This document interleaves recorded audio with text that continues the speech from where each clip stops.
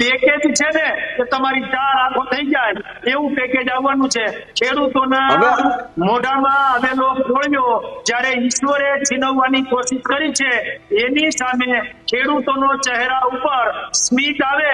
એ દિશામાં ભૂપેન્દ્રભાઈ પટેલની સરકાર ચાલે છે અને એ તમને ખબર પડી ગઈ છે કે હવે ખેડૂતો તમારી સાથે નહીં આવે એટલે તમે પાક વીમો, મુખ્યમંત્રી કિસાન સહાય યોજના ને પ્રધાનમંત્રી ફસલ વીમા યોજના અરે એનડીઆરએફ ને એસડીઆરએફ માં આવી જાય છે અને પેકેજ જે આપીએ છીએ અલગથી આપીએ છીએ। પેકેજ છે હમણાં 947 કરોડનું પેકેજ બનાસકાંઠામાં આપ્યું એ અલગથી આપ્યું એનડીઆરએફ ની એસડીઆરએફ ની યોજનાથી ઉપર જઈ અને પાછું 2500 કરોડનું વાવ થરાદમાં જ્યાં પાણી ભર્યું રહે છે એ પાણી ભર્યું રહે છે એની માટે 2500 કરોડ રૂપિયા આપ્યા। એટલે આની વાહવાઈ ન કરો તો અમે વાહવાઈ જોતી પણ નથી પણ લોકોએ અમને સેવાનો મોકો આપ્યો છે એટલે આ સરકાર ખેડૂતો દ્વારા અને ખેડૂતો માટેની છે।